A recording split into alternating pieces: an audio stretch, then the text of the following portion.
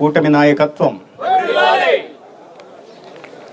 నరేంద్ర మోడీ గారి నాయకత్వం, చంద్రబాబు నాయుడు గారి నాయకత్వం, పవన్ కళ్యాణ్ గారి నాయకత్వం, సోదరుడు యువ నాయకులు పరిటాల శ్రీరామ్ గారు,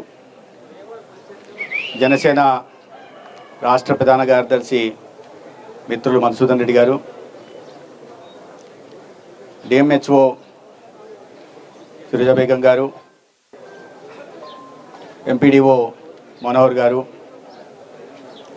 అదేవిధంగా వేదిక మీద ఉన్న తెలుగుదేశం, జనసేన, బీజేపీ నాయకులకి, కార్యకర్తలకి, ముఖ్యంగా తుమ్మల గ్రామ సోదరులకి, మా ఆరోగ్య శాఖ వైద్య సిబ్బంది, ఏఎన్ఎంలు, ఆశాలు, మెడికల్ ఆఫీసర్లకి, విలేజ్ సెక్రటేరియట్ సిబ్బందికి అందరికీ నమస్కారం. మిత్రులారా, ముందు సంతోషంగా ఉంది. చాలా రోజుల తర్వాత తుమ్మల గ్రామానికి రావడం, అందరితో కలవడం, సరదాగా కూర్చొని మాట్లాడుకోవడమే కాకుండా ఈ గ్రామంలో అతి ముఖ్యమైన 3 కార్యక్రమాలని ఇవాళ ప్రారంభిస్తున్నాం. ఒకటి రైతు సేవా కేంద్రం, ఒకటి ఆయుష్మాన్ ఆరోగ్య మందిర్, మూడోది సూపర్ జీఎస్టీ సూపర్ సేవింగ్ పేరుతో కార్యక్రమమే కాకుండా ప్రజల ఆరోగ్య సంరక్షణ చేపట్టడం కోసం ఉచితంగా వైద్య శిబిరాన్ని కూడా ఇక్కడ నిర్వర్తిస్తున్నాం. రైతు సేవా కేంద్రం మీకు తెలుసు, ఇప్పుడే ఎంపీడీఓ గారు చెప్పారు. రైతు సేవా కేంద్రం ద్వారా రైతులకి అనేక రకాల సేవలు అందించడానికి అవకాశం ఉంది. అది సబ్సిడీ విత్తనాలు కావచ్చు, లేదా భూసార కార్డులు ఇవి కావచ్చు, లేదా హార్టికల్చర్ సంబంధించినవి కావచ్చు, లేదా యంత్ర పరికరాలు కావచ్చు, ఉచితంగా అందించే ప్రయత్నం చేస్తూ ఉన్నాం. మన ప్రభుత్వం వచ్చిన తర్వాత ధర్మవరం నియోజకవర్గంలో 29,000 మంది రైతులకి దాదాపు 9 కోట్ల సబ్సిడీతో విత్తనాలను మనం సరైన సమయానికి నాణ్యమైన విత్తనాలని సరఫరా చేయడం జరిగింది. అదేవిధంగా గతంలో ఆగిపోయిన బిందు సేద్యం ఏదైతే డ్రిప్ ఇరిగేషన్ ఉన్నిందో దాన్ని మళ్ళీ అమల్లోకి తీసుకొచ్చి ఇవాళ 90% సబ్సిడీతో, మళ్ళీ కేంద్ర ప్రభుత్వం ఇస్తున్న 50%తో కలిపి 90% ఇవాళ సబ్సిడీతో యంత్ర పరికరాలు కానీ డ్రిప్ ఇరిగేషన్ కానీ సహకారం అందించే ప్రయత్నం చేస్తున్నాం. అదేవిధంగా మనిషికి ఆరోగ్యం ఎలానో, పరీక్షలు ఎలా నిర్వహించాలో, ఎలా ఆరోగ్యంగా ఉండాలో మనకు తెలుసు. కానీ భూమికి కూడా పరీక్షలు నిర్వహించాలి, సాయిల్ హెల్త్ కార్డు ఉండాలి. తద్వారా భూసార పరీక్షలు నిర్వహించిన తర్వాత ఆ భూమికి ఏ రకమైన పంట వేస్తే బాగొస్తుందో, ఎక్కువ దిగుబడి వస్తుందనే విషయాన్ని భూసార కార్డులు కూడా ఇచ్చే ప్రయత్నం చేస్తున్నాం. గత 10 సంవత్సరాల కూటమి ప్రభుత్వం ఈ దేశంలో 25 భూసార కార్డులను, సాయిల్ హెల్త్ కార్డును ఇవ్వడం జరిగింది. అదేవిధంగా రైతుకు పంట పెట్టుబడి సాయం అందించడం కోసం పిఎం కిసాన్ నిధి, రాష్ట్రంలో అన్నదాత సుఖీభవ కలిపి 20,000 రూపాయలు ఇస్తున్నాం. కేంద్ర ప్రభుత్వం ఇప్పటిదాకా 12 కోట్ల మందికి 3,80,000 కోట్లని నేరుగా అకౌంట్లోకి వేయడం జరిగింది. అదేవిధంగా పంటల బీమా పథకం కూడా తీసుకొచ్చి, పంటల పిఎం ఫసల్ బీమా యోజన తీసుకొచ్చింది. గతంలో ఈ పంట నమోదు చేయకుండా రైతులకి పంట నష్టపోతే దాని లబ్ధి చేరకుండా గతంలో ప్రభుత్వం అడ్డుకుంటే, ఇవాళ ఈ ప్రభుత్వం మళ్ళా వచ్చిన తర్వాత ఈ ఫసల్ బీమా యోజన, పంటల బీమా పథకాన్ని మళ్ళీ పునఃప్రారంభించడం ద్వారా ఇవాళ దేశవ్యాప్తంగా ఇది చెప్తున్నాను నేను, 1,75,000 ఇవాళ ఫసల్ బీమా యోజన, పంటల బీమా పథకం కింద రైతులకు లబ్ధి జరిగింది. అంటే రైతు సేవా కేంద్రం ద్వారా ఇన్ని రకాల ఉపయోగాలు మనకు రైతులు అందుబాటులోకి వస్తున్నాయి. దాన్ని ఇవాళ మనం ప్రారంభించుకుంటున్నాం. అదేవిధంగా ఆయుష్మాన్ ఆరోగ్య మందిర్ని కూడా మీరు చూడండి, అక్కడ ఆయుష్మాన్ ఆరోగ్య మందిర్, ఆరోగ్యం పరమం ధనం అన్నారు. అంటే ఆరోగ్యానికి మించిన ధనం ఇంకోటి లేదు, ఆస్తి ఇంకోటి లేదని దాని ఉద్దేశం. ఎంత అద్భుతంగా చిన్న ఆయుష్మాన్ ఆరోగ్య మందిర్ అని. కేంద్ర ప్రభుత్వం 2018 సంవత్సరంలో ఈ గ్రామాల్లో నాణ్యమైన సేవలు, మెరుగైన వైద్య సేవలు ప్రజలకు ఇంటి దగ్గరే అందించాలా, ఆ గ్రామంలోనే అందించాలనే ఉద్దేశంతో నేషనల్ హెల్త్ మిషన్ కింద ఈ దేశంలో 1,75,000 ఇటువంటి ఆయుష్మాన్ ఆరోగ్య మందిర్లను మంజూరు చేస్తే, మన రాష్ట్రంలో తర్వాత మన కూటమి ప్రభుత్వం రాష్ట్రంలో పోవడం, తర్వాత వచ్చిన ప్రభుత్వం దాన్ని పెద్దగా పట్టించుకోకపోవడం, ఒక్కొక్క దానికి 50 లక్షల రూపాయలు నిధుల్ని కూడా కేంద్ర ప్రభుత్వం ఫైనాన్స్ కమిషన్ ద్వారా కానీ లేదా పిఎం అభిమ్ అనే కార్యక్రమం ద్వారా మంజూరు చేస్తే వాటిని దారి మళ్ళించి మనకు ఇతరత్ర దీళ్ళ కోసం, పనుల కోసం మంజూరు చేయాల్సిన కేటాయించాల్సిన ధనం గ్రామీణ ఉపాధి పథకం కింద చేయాల్సిన దాన్ని తీసుకొచ్చి ఇవాళ ఇటువంటి నిర్మించారు. అదైనా పూర్తిగా నిర్మించారా? 20,80,000తోనే దాన్ని నిర్మించడం జరిగింది. అందుకనే అరకొరగా ఉన్నాయి అన్ని. అయితే అవి పూర్తిగా నిర్మించారా? పోనీ దారి మళ్ళించారు, నిర్మించారా?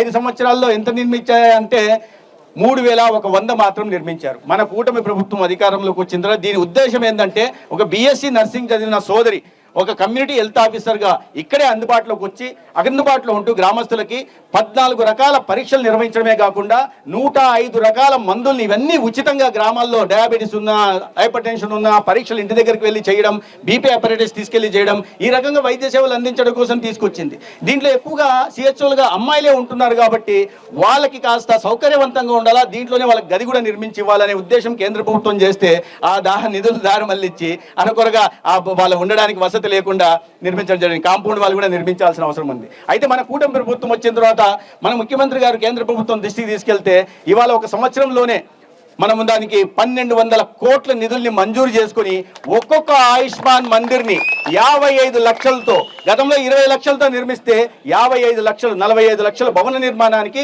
10 లక్షల రూపాయలు, దాంట్లో కావాల్సిన ఎక్విప్మెంట్ కోసం 55 లక్షలతో ఒక మంచి అధునాతనమైన వైద్య దీన్ని ఆయుష్మాన్ ఆరోగ్య మందిర్ని గ్రామాల్లో నిర్మించుకుంటున్నాం. రాబోయే రోజుల్లో నిన్న మంజూరైన మొత్తంతో 4,500 ఆయుష్మాన్ ఆరోగ్య మందిర్ని ఈ రాష్ట్రం, మన రాష్ట్రానికి 10,032 మంజూరు చేసింది కేంద్రం.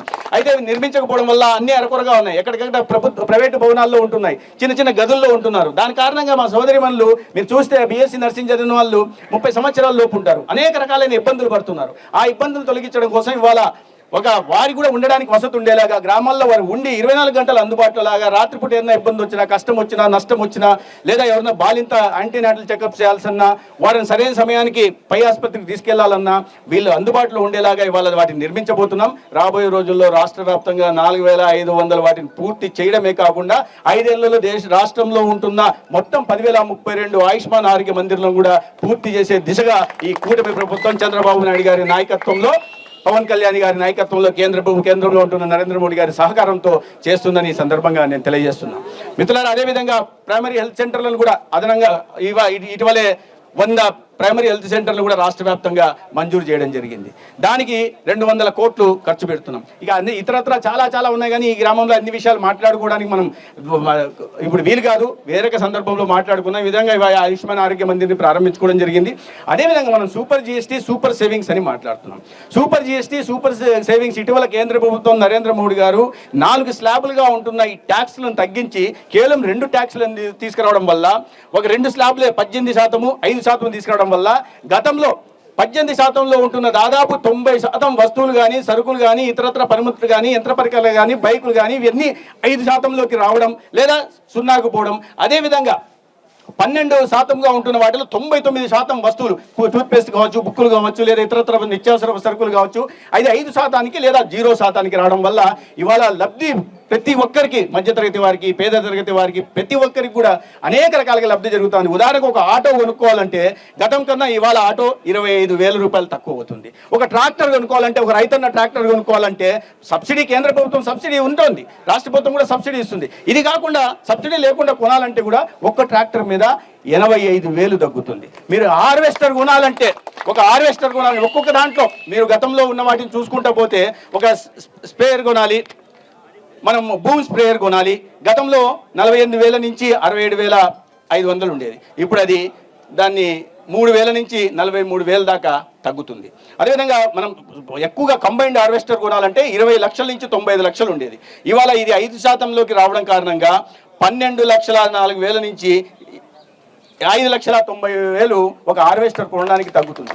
అదే రకంగా ఏదైనా రోటావేటర్, ఇప్పుడే మనం అక్కడ చూసాం రోటావేటర్, దాని మీద ఇవాళ కొత్తగా వచ్చిన ట్యాక్స్ విధానం వల్ల, ట్యాక్స్ తగ్గించడం వల్ల దాదాపు 12,000 లబ్ధి జరిగే ఇది ఉంది.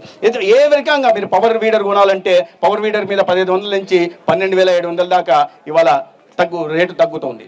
ఒక బైక్ కొనాలంటే ఇవాళ బైక్ కొంటే కూడా మధ్యతరగతి వారు దాని మీద కూడా 8,000 దాకా ఇవాళ తగ్గుతుంది. అన్ని రకాలుగా ఇప్పుడు పుస్తకాలు, పెన్నులు గతంలో 18% ఉండేది, ఇవాళ 5%కి వచ్చాయి. పిల్లలకు ఉపయోగపడేలాగా అన్ని రకాలు తీసుకోవడం వల్ల ఇవాళ జిఎస్టీ ఒక పెను మార్పు తీసుకొచ్చింది. దాని కారణంగానే రాష్ట్ర ప్రభుత్వం కూడా సూపర్ జిఎస్టీ, సూపర్ సేవింగ్స్ అని మన ఇద్దరు నాయకుల చంద్రబాబు నాయుడు, పవన్ కళ్యాణ్ గారి నాయకత్వంలో కార్యక్రమాలు పెద్ద ఎత్తున చేపడుతున్నాయి.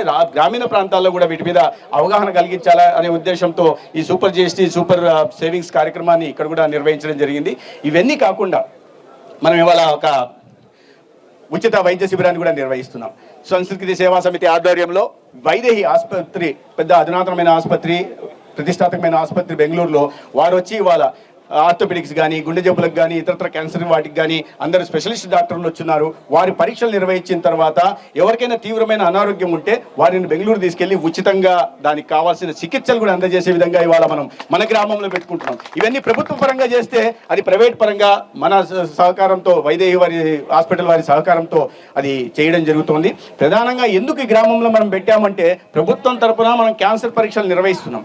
ఇవాళ ప్రపంచంలో అతి ఎక్కువ మంది, ఇప్పుడే ఓపిరెడ్డి అని అంటున్నాడు, మనం అన్ని ఇంటి దగ్గర తీసుకెళ్ళి ఇవ్వడం వల్ల సోదరు శ్రీరామ్ గారు కూడా చెప్పారు, కాస్త మనుషుల్ని సోమరిపోతుల్లాగా తయారు చేస్తున్నామని. అది నేను అంగీకరిస్తాను. ఎందుకంటే ఆరోగ్య శాఖ మంత్రిగా ప్రతి ఒక్కరూ రోజు నడవాలా, వ్యాయామం చేయాలా, వ్యాయామము, నడవడము, ఇతరత్ర కార్యక్రమాలు పనిచేయడము ఉంటేనే ఆరోగ్యంగా ఉంటాం, లేదంటే అనారోగ్యం బారిన పడతాం. ఎవరైనా ఒక చోట కూర్చొని ఉంటే అనారోగ్యం బారిన పడే అవకాశాలు ఉన్నాయి. కాబట్టి కొద్దిగా వ్యాయామాన్ని పెంచుకోవాలా, ఆహారపు అలవాట్లను మార్చుకోవాలా, జీవన శైలిని కూడా మార్చుకోవాల్సిన అవసరం ఉంది. ఎందుకు ఇవాళ ప్రపంచంలో ఎక్కువ మంది మరణిస్తున్న ప్రధాన కారణం ఏంటంటే, మరణాలకు ప్రధాన కారణం అంటే గుండె జబ్బులు.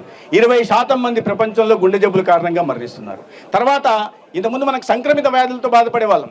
ఇవాళ సంక్రమిత వ్యాధుల గురించి భయపడాల్సిన అవసరం లేదు. అసంక్రమిత వ్యాధులు వస్తున్నాయి. క్యాన్సర్ కారణంగా ఇవాళ వ్యాధులు వస్తున్నాయి. అందుకనే దేశంలో ఎక్కడా చేయని విధంగా మన రాష్ట్రంలో ఉచితంగా క్యాన్సర్ పరీక్షలు నిర్వహిస్తున్నాం.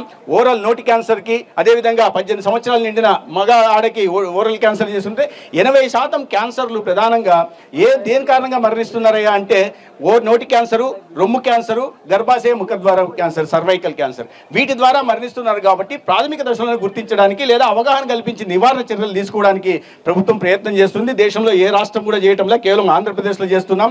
ఇవాళ 4,16,00,000 మందికి ఈ పరీక్షలు నిర్వహిస్తున్నాం. రాష్ట్ర వ్యాప్తంగా జరుగుతున్నాయి. మా విలేజ్ హెల్త్ క్లినిక్ నుంచి మా సిహెచ్ఓలు కానీ, ఏఎన్ఎంలు కానీ, ఆశా వర్కర్లు వచ్చి పరీక్షలు నిర్వహిస్తారు. నోటి క్యాన్సర్కి ముందుకు వచ్చి పరీక్షలు నిర్వహించుకుంటున్నారు, కానీ రొమ్ము క్యాన్సర్ కంటే కాస్త సంశయిస్తున్నారు. తర్వాత ఇంటికి వచ్చి చేస్తారు. కానీ ఈ సర్వైకల్ క్యాన్సర్కి పరీక్ష చేయాలంటే ఇటువంటి ఆయుష్మాన్ ఆరోగ్య మందిర్కి వెళ్లాల్సింది.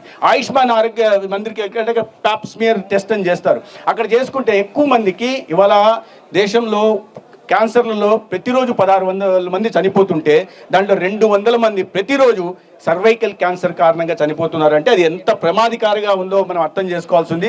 గ్రామాల్లో ఉంటున్న అక్క చెల్లెళ్ళందరికీ నా కోరిక ఒకటే, అమ్మ మీరు వెళ్ళండి, ఒకసారి ఎటువంటి సామాజిక రుగ్మత లేకుండా ఆసుపత్రికి వెళ్ళండి, పరీక్షలు నిర్వహించుకోండి. ఏ ఇబ్బంది లేకపోతే మంచిది, సంతోషం. ఏదైనా ఇబ్బంది ఉంటే వెంటనే వాటిని ప్రివెంటివ్ ఆంకాలజీ యూనిట్ తీసుకెళ్లి ఉచితంగా, అతి ఖరీదైన క్యాన్సర్ ఏదంటే కబలించడం మొదలు పెట్టిందంటే ప్రాణం నిలవడం కష్టమవుతుంది. కాబట్టి ప్రాథమిక దశలో వాటిని గుర్తిస్తే సరైన చికిత్స అందించి ప్రాణం నిలుపుకోవడానికి అవకాశం ఉంది. కాబట్టి అందరూ వెళ్లాల్సిందిగా నేను కోరుతున్నాను. పెద్ద ఎత్తున అవగాహన కార్యక్రమాలు నిర్వహిస్తున్నప్పటికీ కూడా చాలా మంది ఎందుకో మోమాటమో, సంశయమో, లేదా వస్తే మాకేమన్నా తెలిసిందని భయమో తెలియదు కానీ వెళ్ళట్లా. తర్వాత ఎప్పుడో ఆ వ్యాధి ముదిరిన తర్వాత వెళ్తే అది సామెత ఉంది, చేతులు కాలిన తర్వాత ఆకులు పట్టుకున్న చందంగా ఉంటుంది. దానివల్ల ప్రయోజనం లేదు. ఆ కుటుంబంలో ఒక వ్యక్తి మరణించే అవకాశం ఉంది. ఆ కుటుంబం ఆర్థికంగా చితికిపోయే అవకాశం ఉంది. కాబట్టి వీటిని పరీక్షలు అందరూ వెళ్ళి నిర్వహించుకోవాల్సిందిగా నేను అందరినీ సభావేదికగా కోరుతున్నా. మన గ్రామంలో, తుమ్మల గ్రామంలో కూడా ప్రతి ఒక్కరు పరీక్షలు నిర్వహించుకోవాలి. నిర్వహించుకున్న తర్వాత దాన్ని సరైన చికిత్స అందించే ప్రయత్నం చేస్తున్నాం. రాష్ట్రంలో గతంలో క్యాన్సర్ని కానీ ఇటువంటి వాటిని పట్టించుకుని ఆరోగ్య వ్యవస్థను పూర్తిగా భ్రష్టు పట్టిస్తే మన ప్రభుత్వం వచ్చిన తర్వాత క్యాన్సర్ కేసులు ఎక్కువ పెరుగుతున్నాయి. పోయిన సంవత్సరం 15,60,000 కొత్త క్యాన్సర్ కేసులు వస్తే దాంట్లో 8,74,000 మంది మరణించారంటే ఎంత తీవ్రత ఉందో అర్థం చేసుకోవాలి. ఆ తీవ్రతను దృష్టి పెట్టుకుని ఇవాళ కర్నూలులో అతి అధునాతనమైన స్టేట్ క్యాన్సర్ సెంటర్ని 1 సంవత్సరంలోనే ప్రారంభించాం. విశాఖపట్నంలో అప్గ్రేడ్ చేసి రేడియాలజికల్ ఆంకాలజీని ప్రారంభించాం. అదేవిధంగా కడపలో కొత్త క్యాన్సర్ సెంటర్ని, కాంప్రహెన్సివ్ క్యాన్సర్ సెంటర్ని ప్రారంభించాం. అదేవిధంగా గుంటూరులో కూడా క్యాన్సర్ సెంటర్ని లెవెల్ 1 క్యాన్సర్ సెంటర్గా చేయడమే కాకుండా వచ్చే సంవత్సరం కాకినాడ మన జిల్లా ఉమ్మడి జిల్లాలో అనంతపూర్ జీజీహెచ్లో కూడా కాంప్రహెన్సివ్ క్యాన్సర్ సెంటర్ను ప్రారంభిస్తాం. రాష్ట్ర వ్యాప్తంగా ప్రతి జీజీహెచ్లో కూడా క్యాన్సర్ సెంటర్ ప్రారంభించి ఏ ప్రాణం కూడా పోకుండా అందరి ప్రజల ఆరోగ్య సంరక్షణ తీసుకునే బాధ్యత ఈ రాష్ట్రంలో ముఖ్యమంత్రిగా ఉంటున్న చంద్రబాబు నాయుడు గారు, ఉప ముఖ్యమంత్రి పవన్ కళ్యాణ్ గారు తీసుకుంటారని సందర్భంగా నేను తెలియజేస్తున్నా. మిత్రులారా, ఈ అవకాశాన్ని కొద్దిగా ఉపయోగించుకోవాల్సిన అవసరం ఉంది. మన ఇళ్లలో మన వాళ్ళు ఆడవాళ్ళు తక్కువ ఉన్నారు, మగవాళ్ళు కూడా అర్థం చేసుకోవాలి. మన ఇంట్లో వాళ్ళ లేడీస్ని మన వాళ్ళకి మనకి టొబాకో సిగరెట్ తాగే అలవాటు ఉన్నా లేదా పొగాకు నమలే అలవాటు ఉన్నా ఖచ్చితంగా వెళ్ళి నోటి పరీక్షలు చేయించుకోవాలి. అదేవిధంగా మన ఇంట్లో ఉంటున్న మన అక్క, చెల్లి, మన భార్య, ఎవరు కూతురు ఎవరైనా ఉన్న వారిని వెళ్ళి 18 సంవత్సరాలు నిండి ఉంటే వాళ్ళని రొమ్ము పరీక్షలు చేసుకోమని చెప్పాలా. మన ఇంట్లో ఆడవాళ్ళు 30 సంవత్సరాలు దాటిన వాళ్ళు ఉంటే వాళ్ళని వెళ్ళి సర్వైకల్ పరీక్షలు ఇక్కడికి వెళ్ళి చేసుకోండమ్మా, ఏ ఇబ్బంది లేదు. మీరే బైక్లో తీసుకెళ్ళి, మన ఊర్లో అయితే ఇంటికి వస్తారు, పక్క ఊర విలేజ్ వెళ్ళికుంటే అక్కడికి వెళ్ళి ఆయుష్మాన్ ఆరోగ్య మంత్రి ఉంటే అక్కడికి వెళ్ళి వాళ్ళసారి పరీక్షలు నిర్వహించుకోవాలా. భయపడకూడదు, ఏమన్నా అవుతుందని ఆందోళన వద్దు. ప్రభుత్వం గట్టిగా ఈ విషయం మీద గట్టిగా ఉంది. ప్రతి ఒక్క ప్రాణం కూడా పోకుండా కాపాడుకోవాలనే ఒక బాధ్యతతో ఈ ప్రభుత్వం వ్యవహరిస్తూ ఉంది. కాబట్టి మనం కూడా బాధ్యతగా పరీక్షలు నిర్వహించుకోవాల్సిన అవసరం ఉందనే విషయాన్ని నేను ఇక్కడ తెలియజేసే ప్రయత్నం చేస్తున్నా. ఇవాళ వైదేహి వాళ్ళది కూడా పెద్ద ఎత్తున జరుగుతూ ఉంది. కాబట్టి అన్ని ఇతరత్ర ఇప్పుడే వచ్చారు, అక్కడ క్యాంపు జరుగుతాను. ఒక ఆమె ఇక్కడికి వచ్చి నాకు మోకాళ్ళ నొప్పి అంటున్నారు, అక్కడికి వెళ్ళి చూపిస్తే ఉచితంగా చేస్తాం. అదేవిధంగా గ్రామాల్లో చాలా మంది మోకాళ్ళ నొప్పులతో బాధపడుతున్నారు. ఈ మోకాళ్ళ నొప్పులతో బాధపడుతున్న వాళ్ళకి ఇప్పటికీ 68 మందికి మనం ఉచితంగా అతి ఖరీదైన మోకాళ్ళ నొప్పిల్ని మన ధర్మవరం నియోజకవర్గంలో 60 మందికి చేయించాం. ఎంత మొత్తం 230 ఉన్నారు. ఎంతమంది ఉంటే అంతమందికి కూడా మనమే బస్సులో తీసుకెళ్ళి, అది తిరుపతిలో బర్డ్స్ హాస్పిటల్ కానీ లేదా బెంగళూరులో వైదేహికి కానీ తీసుకెళ్ళి ఉచితంగా పరీక్షలు తీసుకొచ్చి బస్సులో మళ్ళీ పరీక్ష అయిపోయిన తర్వాత 5 రోజులు చూసి మళ్ళీ అయిపోయిన తర్వాత వాళ్ళని క్షేమంగా ఇంటి దగ్గర తీసుకునే ప్రయత్నం ఇవాళ మన నియోజకవర్గంలో కూటమి నాయకత్వం ఆధ్వర్యంలో జరుగుతూ ఉందనే విషయాన్ని, ఎవరికైనా మన ఇళ్లలో పెద్దవాళ్ళకు వయసు నిండిన వాళ్ళకు మోకాళ్ళ నొప్పులు ఉంటే కాస్త ఆలస్యం కావచ్చు, 2 నెలలు 3 నెలలు కావచ్చు, కానీ అది రిజిస్టర్ చేసుకుంటే మన కార్యాలయంలో ఖచ్చితంగా ఉచితంగా వారికి వైద్య సేవలు అందించే ప్రయత్నం చేస్తాం. అదేవిధంగా మనం రాష్ట్ర వ్యాప్తంగా కూడా అనేక రకాల మనం కూడా చూసింటారు, స్వస్థ నారి సశక్త పరివార్ అని. ఆరోగ్యవంతమైన మహిళ ఇంట్లో ఆరోగ్యవంతంగా ఉంటే ఆ కుటుంబం శక్తివంతంగా తయారవుతున్న నినాదంతో రాష్ట్ర వ్యాప్తంగా మన నరేంద్ర మోడీ గారి జన్మదినం రోజు మన గౌరవ ముఖ్యమంత్రి చంద్రబాబు నాయుడు గారు ప్రారంభించారు. మొన్నటిదాకా దాదాపు 70 లక్షల మందికి రాష్ట్ర వ్యాప్తంగా కూడా మహిళలకి పరీక్షలు నిర్వహించడం జరిగింది. ఇంకా రాష్ట్రంలో జరుగుతున్న అభివృద్ధి సంక్షేమ పథకాల గురించి నేను చెప్పనవసరంలా. అభివృద్ధి ఇంకా కాస్త ఊపు అందుకుంటూ ఉంటాను, కానీ సంక్షేమ పథకాలు మాత్రం అన్ని ప్రజలకు అందుతున్న విషయాలు విస్తారంగా చెప్పారు. పెన్షన్ల విషయం కావచ్చు, లేదా ఉచితంగా గ్యాస్ సిలిండర్లు కావచ్చు, లేదా మన పిల్లలు చదువుకోవడానికి తల్లికి వందనం పేరుతో 15,000 ఇవ్వడం కావచ్చు, లేదా రైతన్నకి అన్నదాత సుఖీభవ కింద ఇది రావడం కావచ్చు, లేదా నిన్న ఆటో సోదరుల కోసం 15,000 ఇచ్చే కార్యక్రమం కావచ్చు. అది మరీ ముఖ్యంగా మన అక్క చెల్లెలకి ఉచితంగా ప్రయాణం చేయడానికి బస్సు ఉచిత రవాణా సౌకర్యం కావచ్చు. దాని కారణంగా నాకు చెప్తున్నారు మా వాళ్ళు, సార్ ఇంతకుముందు మేము ఇది రాస్తే పెద్ద ఆసుపత్రికి రెఫర్ రాస్తే పోయేవాళ్ళు కాదు, ఏం పోయినాం లేని, ఇప్పుడు ఉచితంగా బస్సు కాబట్టి పోయి వస్తున్నామని. మన ఉద్యోగస్తులు కూడా టైంకి వస్తున్నారు, మన మహిళా సోదరి మనులు కూడా టైంకి, ఎందుకంటే బస్సు ఉంటుంది కాబట్టి వచ్చిపోతున్నారు. ఇన్ని రకరకాల ఉపయోగాలు ఉన్నాయి. చాలామంది మన అక్క చెల్లెళ్ళు అమ్మని చూడాలని బాగా కోరిక ఉండేది. అమ్మని చూడాలంటే ఎప్పుడైనా అప్పుడప్పుడు చూడాలనుకునే వాళ్ళు ఇవాళ 2 రోజులకు ఒకసారి అమ్మ ఎక్కడన్నా ధర్మవరం ఉంటే పోయి చూసి రావచ్చు, అనంతపురం ఉండి కూడా చేసి రావచ్చు. అదేవిధంగా కోడళ్ళు అత్తను ఎప్పుడైనా చూసేవాళ్ళు. ఇప్పుడు ఉచిత రవాణా సౌకర్యం కాకుండా అప్పుడప్పుడు చూస్తున్నారు, అప్పుడప్పుడు పోయి చూసి వచ్చేస్తున్నారు, వారానికి ఒకసారి 10 రోజులకు ఒకసారి. ఇంకా తోడి కోడలతోనో ఆడపడుచుతోనో గొడవ పడాలనుకుంటే ఫోన్లో గొడవ పడేవాళ్ళు. ఇప్పుడు ఉచిత రవాణా కాబట్టి ఇంటికి వెళ్ళి గొడవ పడేది, మళ్ళీ సాయంత్రానికి ఇంటికి వచ్చేస్తారు. ఇంకా ఏంటంటే మార్నింగ్ మెరుపుకల టీవీ సీరియల్ ధర్మవరంలో చూడొచ్చు, మధ్యాహ్నం మేఘ సందేశం సీరియల్ అనంతపురంలో చూడొచ్చు, రాత్రి అక్క వాళ్ళు గుంతకల్లో ఉంటే అక్కడికి వెళ్ళి కార్తీక దీపం కూడా సీరియల్స్ వేసి మళ్ళీ ఇంటికి రావచ్చు.